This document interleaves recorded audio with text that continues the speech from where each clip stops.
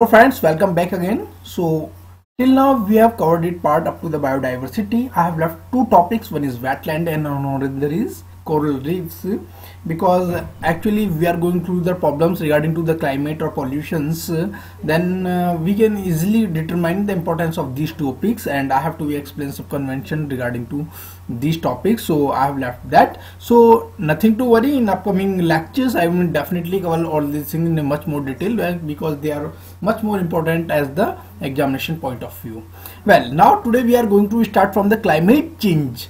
And now दोस्तों, सबसे पहले मैं ये बताता हूँ क्लाइमेट चेंजेस हैं क्या। अगर लंबे समय तक किसी वेदर कंडीशंस जो वेदर कंडीशंस होती हैं, जो हमने पाई, जो हमारी वेदर कंडीशन है, जलवायु की जो हमारे कंडीशंस परिवर्तन वगैरह है, तो वो जैसे कि टेम्परेचर, प्रेसिपिटेशन, विंड्स और अदर इंडिकेटर्स है, ये लंबे समय तक जो चेंज आते हैं उनमें, तो उसे बोलते हैं क्लाइमेट चेंज। मतलब कि जो आपकी वेदर कंडीशंस है उनमें लंबे टाइम तक, जैसे कि टेम्परेचर है और एक प्रेसिपिटेशन है या विंड मान लो, या और दूसरे अदर इंडिकेटर्स मान लो, इन समय का अगर लंबे समय तक कोई परिवर्तन आता चला जाए उनमें, तो दैट इज का क्लाइमेट चेंज।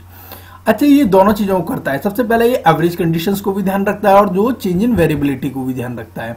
मतलब एवरेज कंडीशंस उस टाइम पे क्या है, अभी मान लो टेम्परेचर लो 30 से 40 डिग्री सेल्सियस के बीच में रहता है ना। फ्लड्स 2 या 3 बार आती है मान लो एक पर्टिकुलर एरिया में, तो ऐसा होगा अचानक से उसकी फ्रीक्वेंसी बढ़ गई है, मतलब एक्सट्रीम इवेंट्स की मान लो 50 बार आनी शुरू हो गई, तो these are definitely the drastic changes.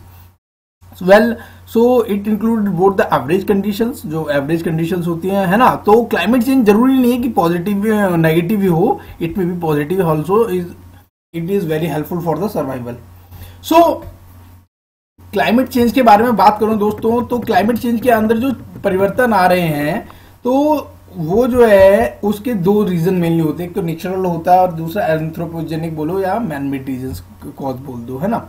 सो मैं बोलूं क्लाइमेट चेंज का कॉज क्या है, कोई भी एक ऐसा फैक्टर जो एनर्जी आ रही है ना अर्थ के अंदर, या जो एनर्जी बाहर जा रही है, और क्लाइमेट चेंज जिसकी वजह से हो रहा है, that is called cause of the climate. उस फैक्टर को हम बोलेंगे कि क्लाइमेट चेंज हो रहा है दोस्तों।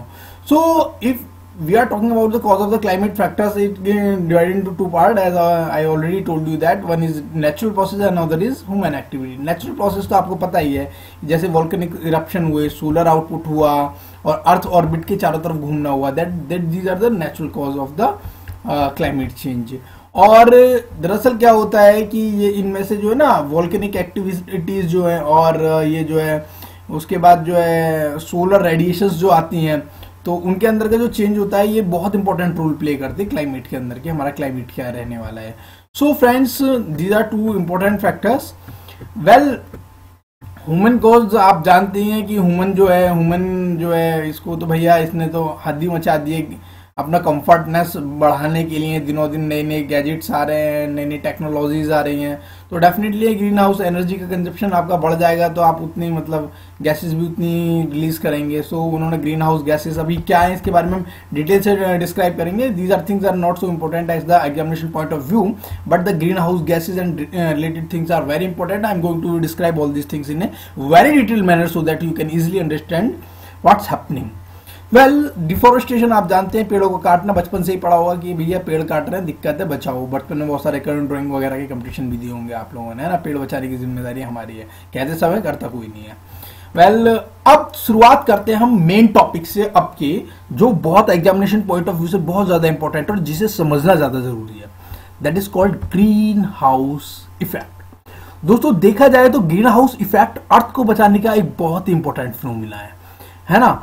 तो दरअसल क्या होता है, ये अर्थ के ऊपर जो है एटमॉस्फेयर की लेयर्स हैं, डिफरेंट टाइप की गैसेस हैं, ये एक ब्लैंकेट की तरह काम करती हैं, उसके ऊपर अर्थ के ऊपर एक ब्लैंकेट की तरह काम करती है जो अर्थ को कवर अप करता है। और इससे क्या होता है, अर्थ गर्म रहती है थोड़ी सी, है ना। अगर मान लो ये वो ब्लैंकेट ना हो, ग्रीन हाउस गैसेस ना हो, अभी क्या है ग्रीन हाउस गैसेस वो बाद में देखेंगे, मान के चलो ये एक ऐसी इंपॉर्टेंट चीज है जो अर्थ को गर्म रखने में मदद करती है, और ये ना हो तो लगभग 30 डिग्री टेम्परेचर मान के चलो कि अर्थ का कम होता। आप सोचो कितना मुश्किल हो जाता है उस टाइम पे, है ना।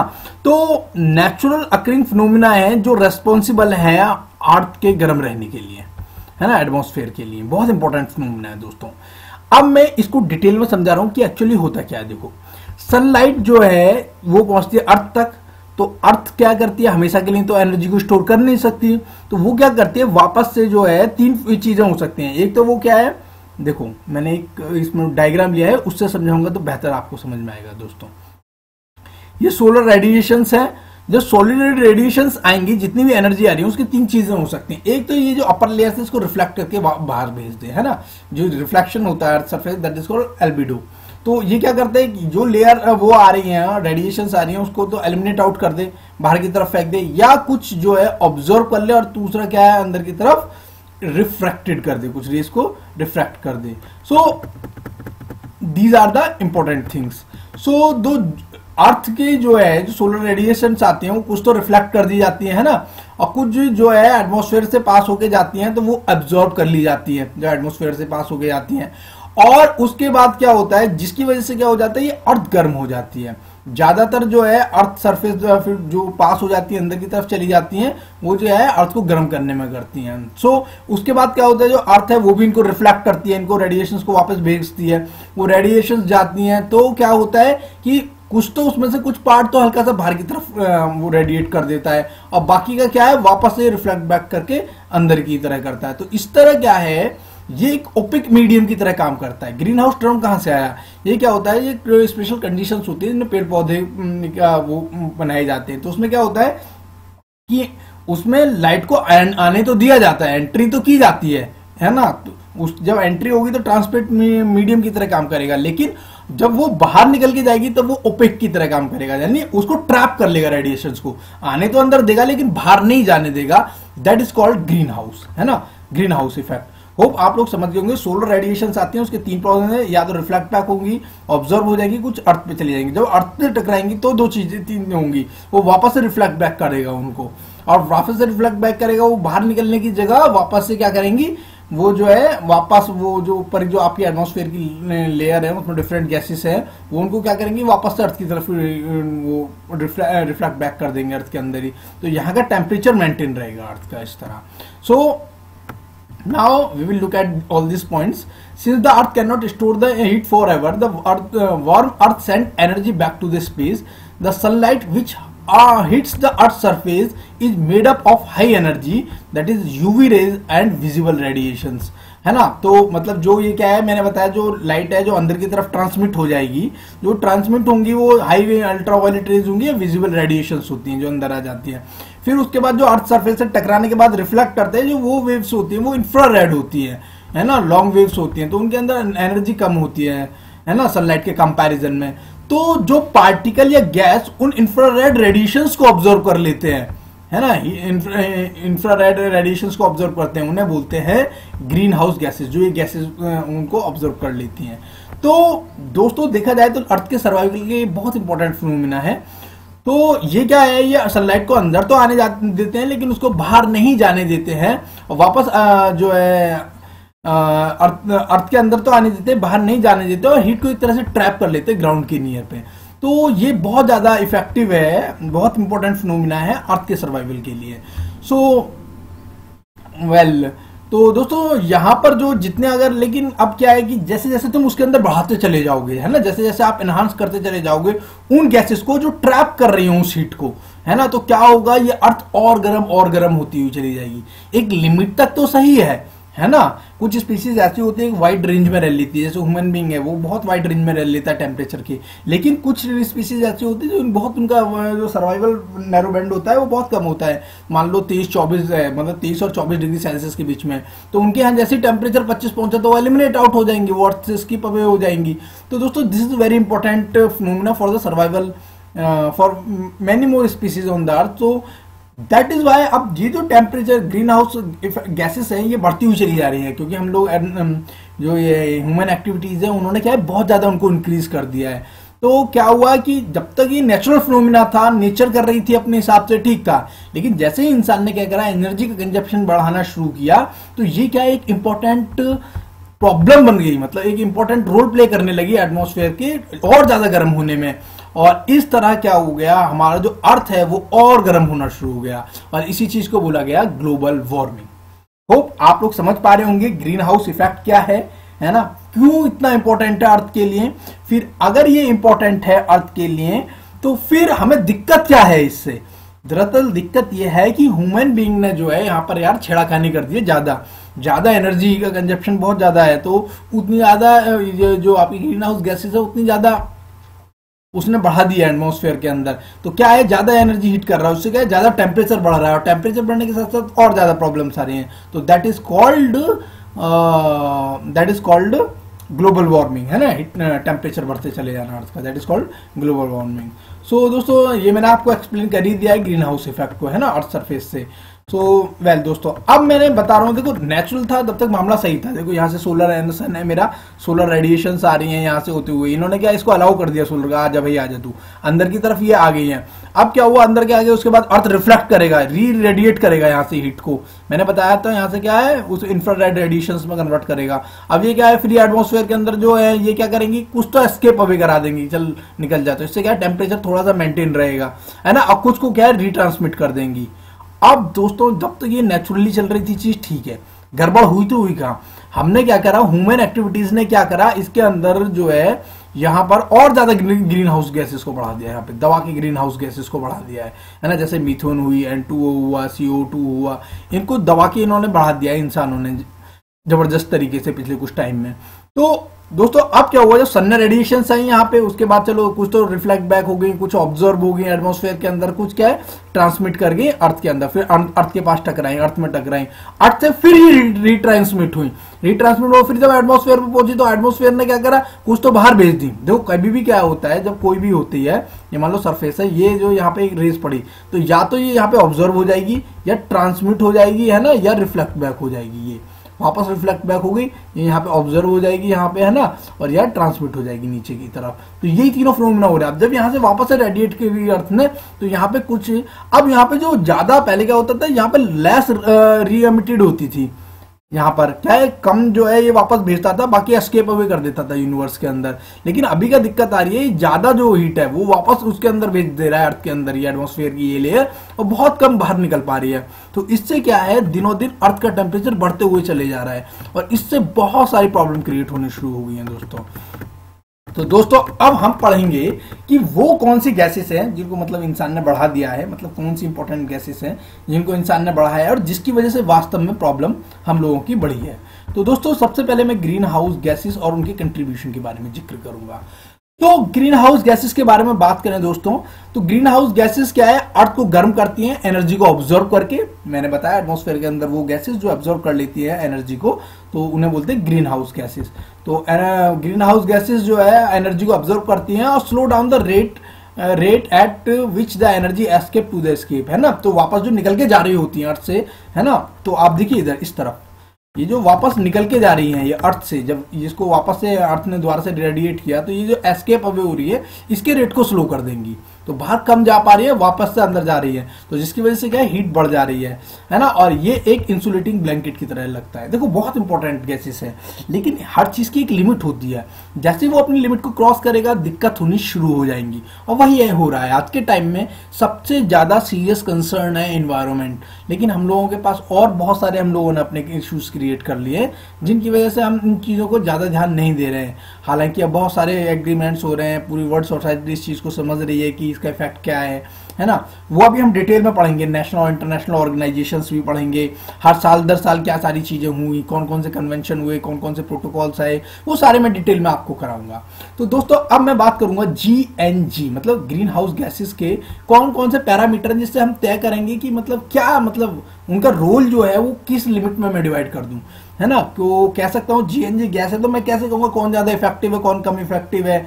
तो इसके 3 पैरामीटर, एक तो अबेंडेंस, वो नीचे एटमॉस्फेयर के अंदर पाई कितनी जा रही है, दूसरा कितने टाइम तक टिक रही है, और चौथा उसका पोटेंशियल कितना है ना, कितनी वो हीट एनर्जी ऑब्जर्व कर सकती है। अगर इन 3 चीजों को समझ लोगे, पहला अबंडेंस कितनी है उसके अंदर, फिर एटमॉस्फेयर कितने टाइम के अंदर वो रह रही है एटमॉस्फेयर के अंदर, और उसका पोटेंशियल कितना है, ग्लोबल वार्मिंग पोटेंशियल कितना है उसका, यानी कितनी हीट वो ऑब्जर्व कर पा रही है।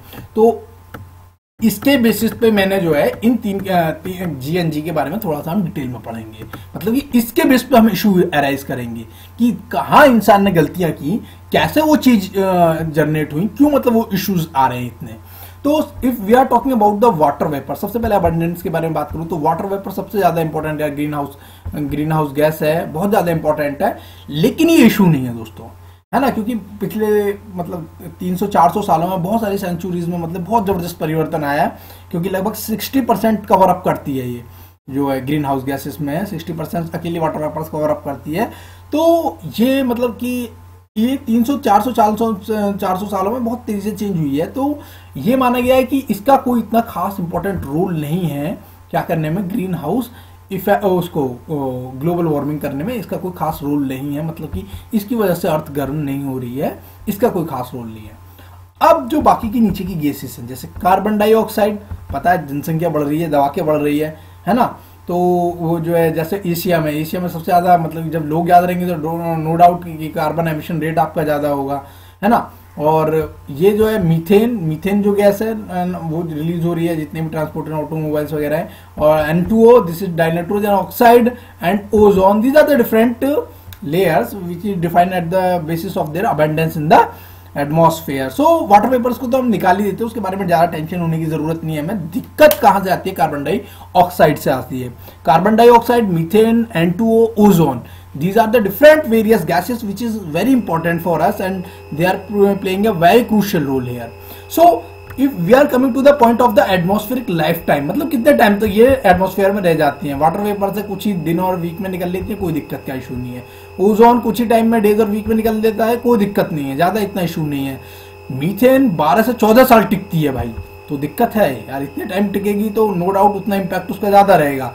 CFCS 40 से 45 से 50 ईयर तक टिकेगी, वो जो है ये भी दिक्कत नो डाउट करेगी। CO2 100 से 300 साल लगा लो यार, इसके कंपैरिजन में मीथेन और उसके कंपैरिजन में जो है मतलब 10 टाइम ज्यादा है कार्बन डाइऑक्साइड। लेकिन फिर भी मीथेन का रेट ज्यादा बढ़ा है आजकल, क्योंकि एनर्जी डिमांड ज्यादा बढ़ गई है ना, तो उसमें emission of the methane is much more higher.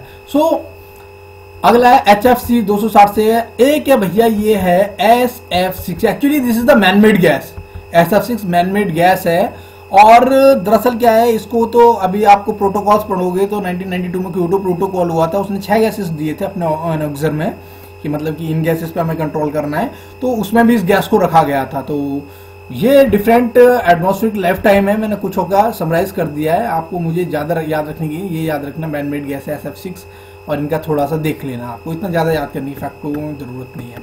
Well, another is the global warming potential. If we are talking about the global warming potential, then we have to understand that कि अगर मैं कार्बन डाइऑक्साइड को अपना एक parameter बना लूं, है ना, जब हमें क्या है कहीं ना कहीं तो हमें कोई स्केल बनाना पड़ेगा ना नापने के लिए, तो ग्लोबल वार्मिंग पोटेंशियल को है, अगर मेरा वो जो एनर्जी एमिशन है 1 टन ऑफ गैस का, वो कितना एनर्जी ऑब्जॉर्व कर रही है गिवन पीरियड ऑफ टाइम के अंदर relative to the 1 ton of the carbon dioxide, यानी CO2 कंपैरिजन में। सिंपल वे में मैं इसको बोलूं कि आपने जो भी गैस एमिट करी है, कोई सी भी गैस हो सकती है, CH4 हो तो N2 हो सकता है, HFC हो सकता है, CFC SF6 हो सकता है, कोई सी भी गैस हो सकती है, वो आपने एटमॉस्फेयर के अंदर रिलीज कर दी है। उसका कंपैरिजन किया है 1 टन CO2 के से, कि अगर 1 टन CO2 कितनी एनर्जी ऑब्जॉर्व करेगी, हीट ऑब्जॉर्व करेगी, उसके कंपैरिजन में वो पर्टिकुलर गैस कितना एनर्जी ऑब्जॉर्व करेगी CO2 के कंपैरिजन में। होप आप समझ गए होंगे, यहां पर रिलेटिवली कंपैरिजन है, क्योंकि हमने इसी को स्टैंडर्ड पैरामीटर बना दिया है CO2 को। तो जो CH4 है, मीथेन है, वो 221, मतलब कि इसका जो ग्लोबल वार्मिंग पोटेंशियल है हीट ऑब्जर्व करने का 1 टन CO2 के कंपैरिजन में 1 टन COH4 का है 21 टाइम्स, तो यानी 1 टन COH4 21 टाइम्स ज्यादा हीट ऑब्जर्व करेगी in comparison to 1 ton of CO2 के।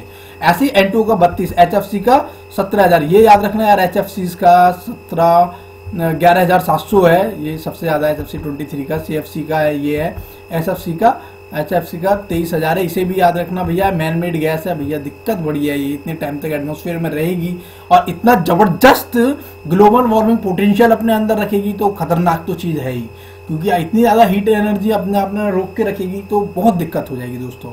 सो these are the all things which I have decided green house gases and their contribution, मतलब कि उनका कंट्रीब्यूशन क्या है इन 4 फैक्टर्स के ऊपर, मैंने 3 फैक्टर्स पे अबेंडेंस, एटमॉस्फेयर टाइम और ग्लोबल वार्मिंग पोटेंशियल पे मैंने डिफाइन कर दिया।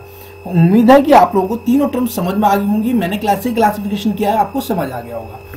अब एक नाम जो आपने बचपन से सुना होगा, क्लोरोफ्लोरोकार्बन सब्सटेंसेस। अगर आपने इसके बारे में सुना होगा तो इसके बारे में अच्छे से आपको याद होगा। बचपन में हम पढ़ते थे CFCS, मतलब ओजोन लेयर के बारे, डेप्लीशन के बारे में बात करते थे ना, तो उसमें हम जो है CFCS के बारे में जरूर जिक्र करते थे, तो मैंने उसके कुछ पॉइंट्स ले लिए CFCS के।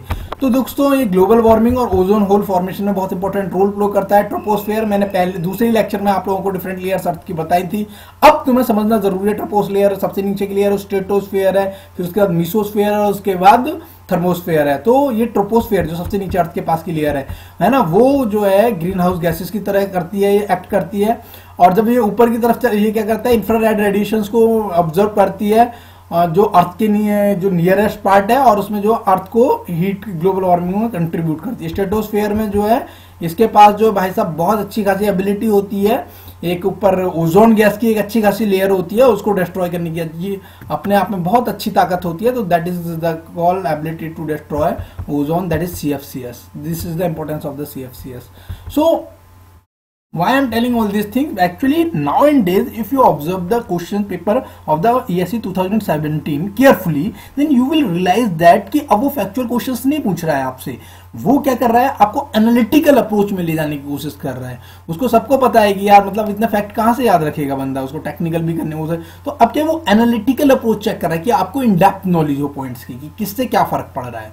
वेल दोस्तों, जो अब उसके बारे में मैं बात करूं तो क्लाइमेट चेंज में ना फीडबैक होते हैं 2 तरह के। फीडबैक अगर इंजीनियर से अच्छा कोई मुझे लगता है डिस्क्राइब कर ही नहीं सकता है। फीडबैक से स्पेशली इलेक्ट्रॉनिक्स और इलेक्ट्रॉनिक्स में कंट्रोल सिस्टम सब्जेक्ट होता है, और इलेक्ट्रिकल के लोग भी कंट्रोल सिस्टम को पढ़ते हैं, तो भैया वहां तो पूरा अच्छा खासा फीडबैक का रूल है। तो दोस्तों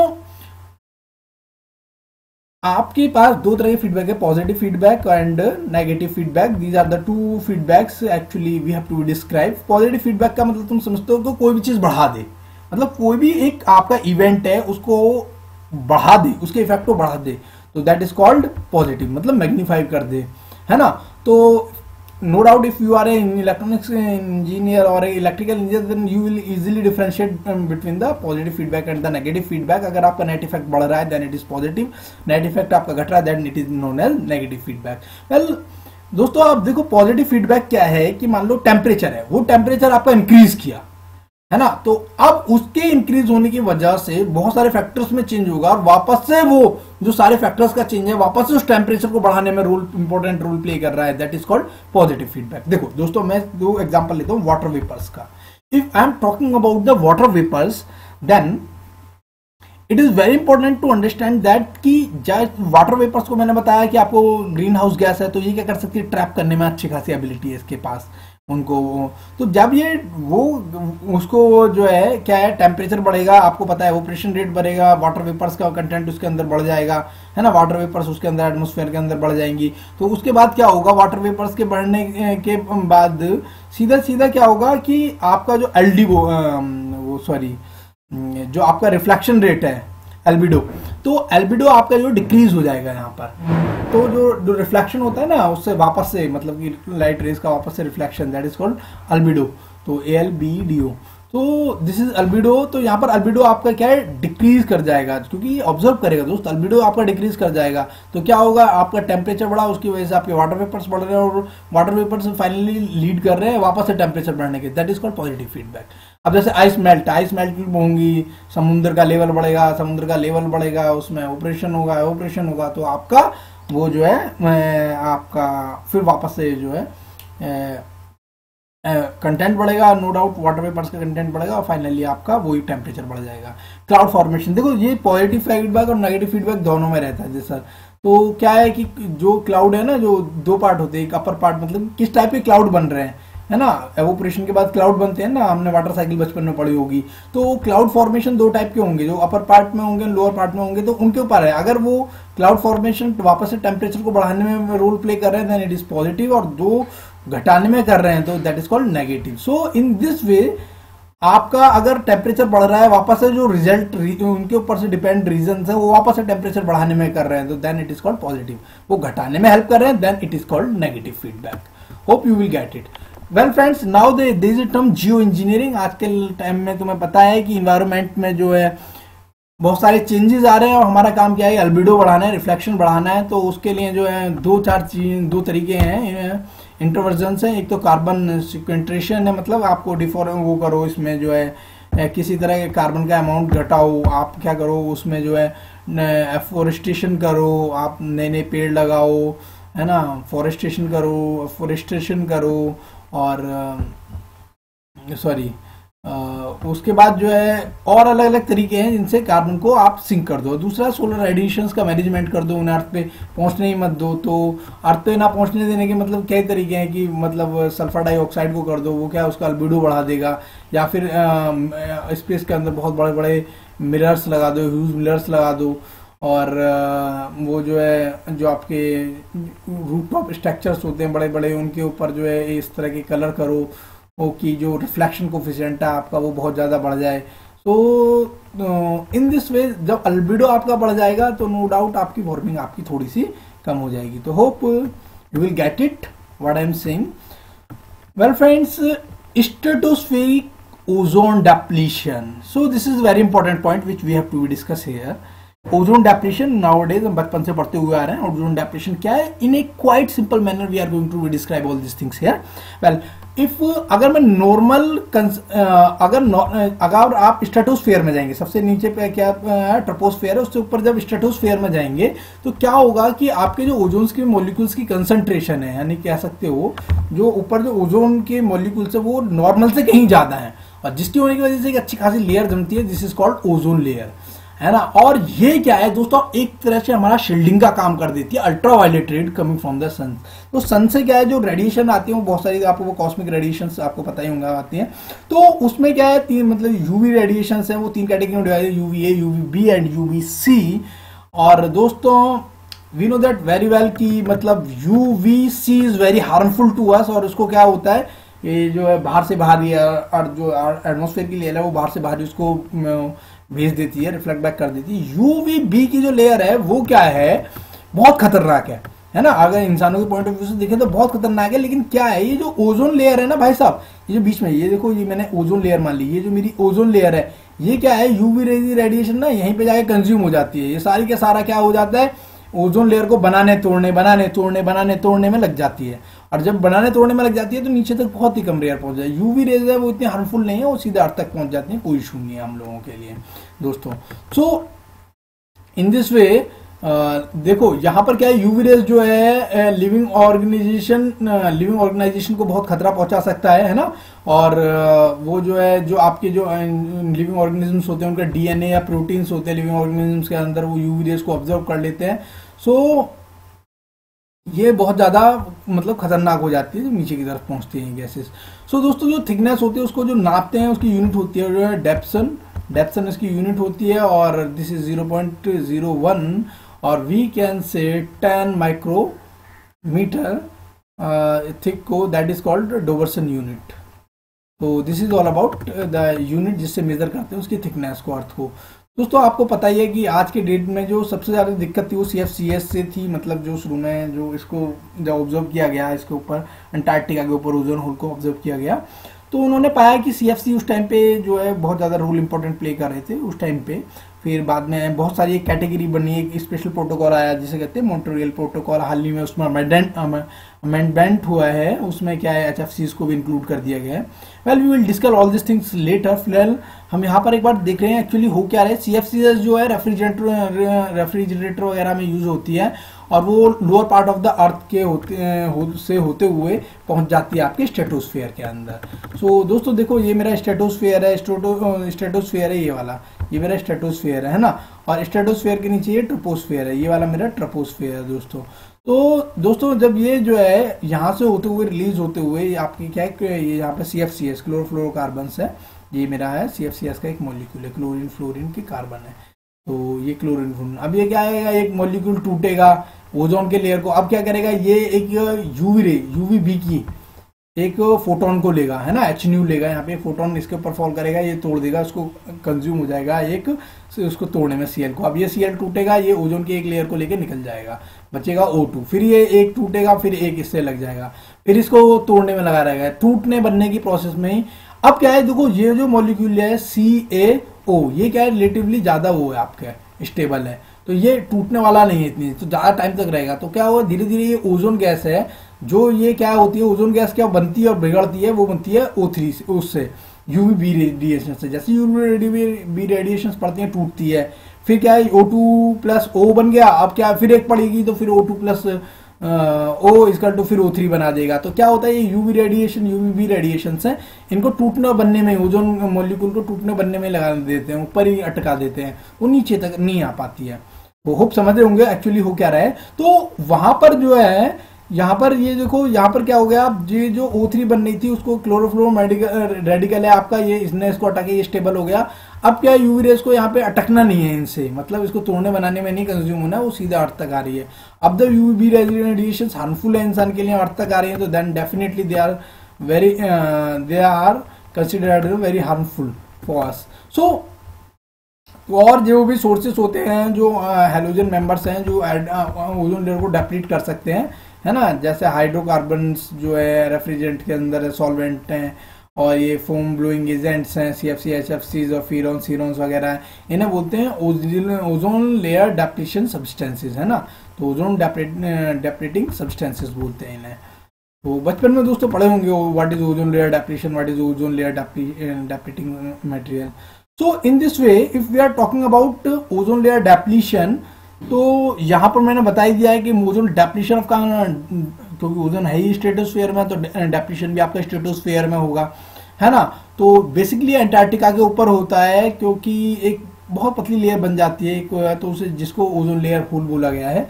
सो दोस्तों यहाँ पर जो है, जो कंडीशंस हैं ओजोन होल के लिए वो मैंने लिख दिए हैं। यहाँ पे कोल्ड टेम्परेचर होना जरूरी है, पोलर विंटर्स में आइस क्लाउड फॉर्मेशन होना होता है ना, मेट्रोलॉजिकल कंडीशंस होती हैं, और पोलर सनराइज इन स्प्रिंग्स जो होता है, ये कुछ डिफरेंट फैक्टर्स हैं which is responsible for the ozone layer hole. Actually ozone layer hole के लिए रेस्पॉन्सिबल है, जहाँ से वो पतली पतली होती हुई चली जाती है लेयर, है ना। तो यहाँ पर दोस्तों फ्रेंड्स, ये जो आपके पॉइंट्स हैं, these are the important if you are going in much detailed manner. तो दोस्तों सबसे पहले ये ना कि अंटार्कटिका के ऊपर, मतलब कि ये होल अंटार्कटिका के ऊपर ही क्यों बना, मतलब वहां पे क्यों बन रहा है, क्योंकि ये जो कंडीशंस हैं ये सारी अंटार्कटिका के ऊपर आपको मिल रही हैं। दोस्तों ओजोन लेयर डेप्लीशन होने का इफेक्ट क्या पड़ेगा, दोस्तों अब हम लोग ओजोन लेयर डेप्लीशन का आपको पता ही है। ओजोन लेयर डेप्लीशन अगर ये डायरेक्ट हो जाएंगी तो क्या आप यूरेज सीधे अंदर अर्थ के अंदर एंटर करने शुरू कर देंगे, क्लाइमेटिक चेंज आने शुरू होंगे। आपको पता है अगर आपके पास अर्थ की सरफेस पर आएंगे तो बहुत सारे इशू, आपके हेल्थ इशू हो सकते हैं, आपके जो है जितने प्लास्टिक वगैरह जितने भी हैं, ये चेन्स वगैरह हैं, ये भी डेप्लीट हो सकते हैं। बायोलॉजिकल केमिकल्स वो भी चेंज हो सकती हैं, फूड चेन भी डिस्टर्ब हो सकती है, क्योंकि अगर एक स्पीसीज गायब हुई फूड चेन की तो तुम्हें पता है अल्टीमेटली दूसरों पे फर्क पड़ेगा ही पड़ेगा।